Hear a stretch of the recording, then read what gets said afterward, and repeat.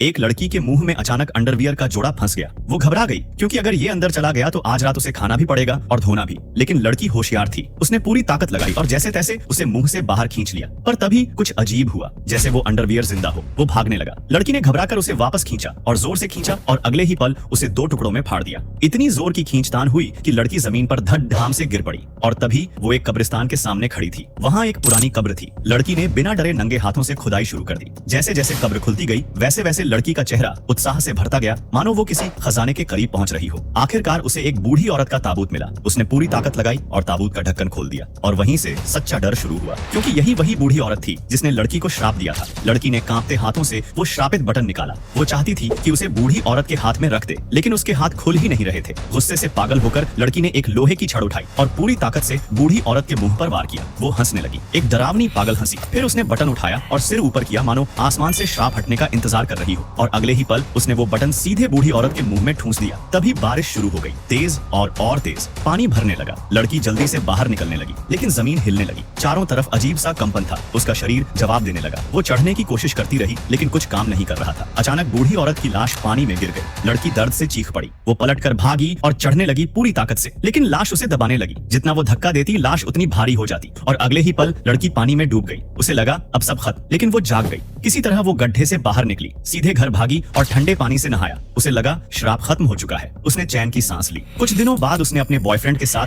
Trip पर जाने का फैसला किया।